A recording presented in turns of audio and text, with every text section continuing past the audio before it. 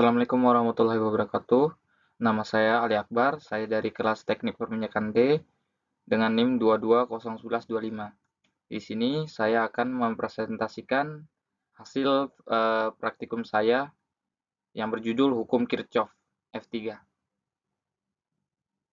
Oke, sebelum masuk ke pembahasan, saya akan menjelaskan sedikit tentang alur pembahasannya. Yang pertama ada bab 1 pendahuluan, yang kedua ada bab 2 dasar teori, yang ketiga ada bab 3 metodologi, yang keempat ada bab 4 analisa data dan pembahasan, yang kelima ada bab 5 kesimpulan dan saran. Oke, kita masuk ke dalam bab 1. Yang pertama pendahuluan. Di bab 1 pendahuluan ada yang namanya latar belakang.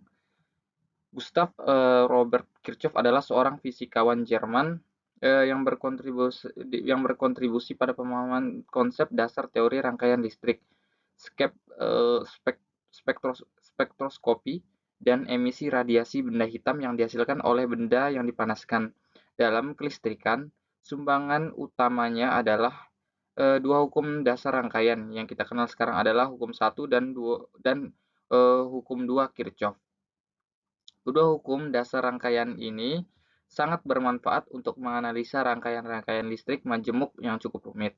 Akan tetapi sebagian orang menyebut kedua hukum ini dengan aturan Kirchhoff karena dia terlahir dari hukum dasar yang telah ada sebelumnya, yaitu hukum kekekalan energi dan hukum kekekalan muatan listrik.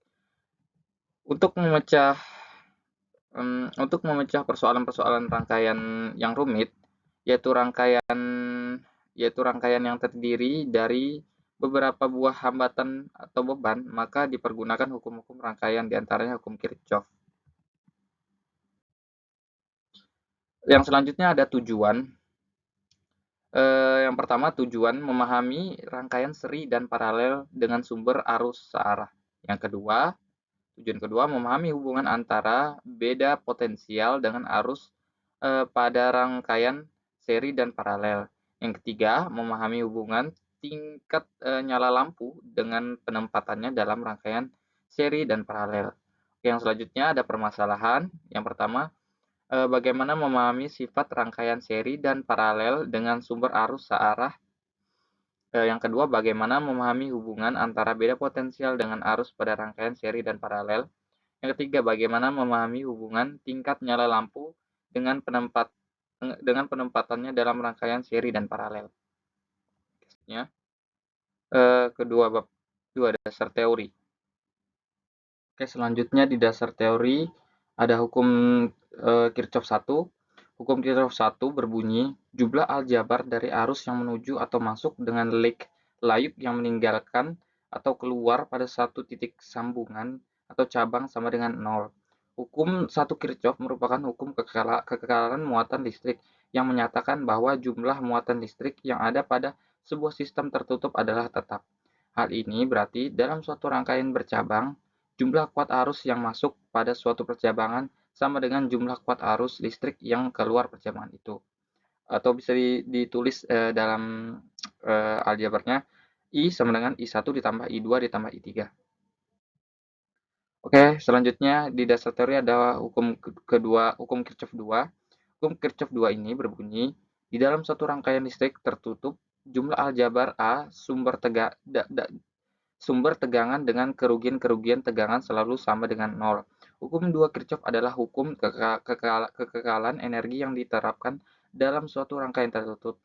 Hukum ini menyatakan bahwa jumlah aljabar dari GL atau gaya gerak listrik sumber beda potensial dalam sebuah rangkaian tertutup loop sama dengan 0. Secara matematis, hukum 2 Kirchhoff ini dirumuskan dengan persamaan yaitu sigma E ditambah sigma V sama dengan 0. Di mana V adalah beda potensial komponen-komponen dalam rangkaian, kecuali sumber GGL dan E adalah GL sumber. Untuk lebih jelasnya mengenai hukum 2 Kirchhoff, perhatikan sebuah rangkaian tertutup sederhana berikut ini. Ya, gambarnya ada di samping kanan ini ya. Selanjutnya ada bab 3 metodologi. Oke, di bab 3 yang pertama ada flowchart. Di dalam flowchart yang pertama ada start, selanjutnya buka link pad, yang kedua klik lab, Yang ketiga, pilih arus konvensional. Yang keempat, ada pilih komponen rangkaian listrik. Yang kelima, klik R1, atur ke 100 ohm. Selanjutnya ada R2, atur ke 700 ohm. R3, atur ke 300 ohm. Selanjutnya, klik baterai pada bagian kiri, atur tegangan 120 volt. Terus klik baterai pada bagian kanan, atur tegangan 500 volt. Klik ammeter dari sisi kanan, eh, lalu drag dan susun seri untuk R1 mengukur mengukur I1. Klik volumeter lalu drag V1 dan melalui R1. Selanjutnya di bab 3 ada prosedur kerja. Yang pertama, klik link berikut pada Pet Colorado Simulation. Ya, linknya udah tertera. Yang kedua, ada klik on lab. Terus yang ketiga, pilih arus konvensional. Yang keempat, pilih komponen rangkaian di sisi kiri untuk membuat rangkaian listrik. Yang kelima, klik on the resistor R1 dan buat fix pada 100 ohm atau R1 sama dengan 100 ohm, R2 yang keenam R2 sama dengan 700 ohm dan R3 sama dengan 300 ohm. Yang ketujuh, klik baterai pada bagian kiri dan buat atur tegangannya pada 9 volt. Yang ke-8, klik baterai pada bagian kanan dan atur tegangannya pada 6 volt. Yang ke-9, klik voltmeter dari sisi kanan lalu drag untuk mengukur V1 tegangan yang melalui R1, V2 tegangan yang melalui R2, dan V3 tegangan yang melalui R3. Yang ke-10, klik ammeter dari sisi kanan lalu drag dan susun secara seri dengan R1 untuk mengukur I1, dengan R2 mengukur I2, dan R3 untuk mengukur I3. Oke, selanjutnya ada bab 4, analisa data dan pembahasan. Di analisa data dan pembahasan, yang pertama ada tabel pengukuran. Ya, kita bisa dilihat di sini. Di tabel pengukuran ada E1 atau epsilon 1 sama dengan 120 dan epsilon 2 sama dengan 500. Dari hasil pengukuran, tabel hasil pengukuran ada R1, ada R, I, dan V. R1-nya 1000 ohm, R2-nya 700 ohm, R3-nya 300 ohm, I1-nya 0,02 ampere, I2-nya 0,51 ampere, I3-nya 0,49 ampere, dan voltnya 24,73 volt, yang V2-nya 355,27 volt, yang V3-nya 147,73 volt.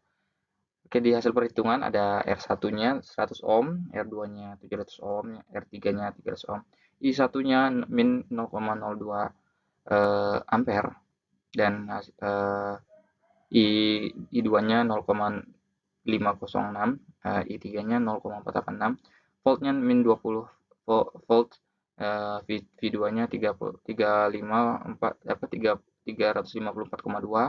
volt, yang V3-nya 145,8 volt. Selanjutnya ada perhitungan. Di dalam perhitungan ini saya menggunakan hukum Kirchhoff 1, yaitu sigma I, arus yang masuk sama dengan arus yang keluar. Dan hukum Kirchhoff 2, yaitu sigma E ditambah sigma I dikali R sama dengan 0. Nah, yang pertama kali, langkah yang pertama mencari loop 1, dan dia ditemukan hasil persamaan 1, yaitu 30 I3 ditambah 100 I1 sama dengan 12. Selanjutnya mencari loop 2-nya dan didapat hasilnya persamaan 2, yaitu 3I3 ditambah 7I2 sama dengan 5. Nah, setelah itu kita substitusikan I1 ditambah I2 sama dengan I3 ke persamaan 1 dan 2. Yang pertama persamaan 1 dulu ya.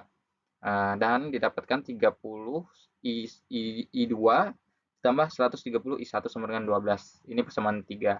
Nah, selanjutnya substitusi persamaan 1 ditambah 2 sama dengan I3 ke persamaan 1 dan 2, dan ini yang persamaan kedua ya.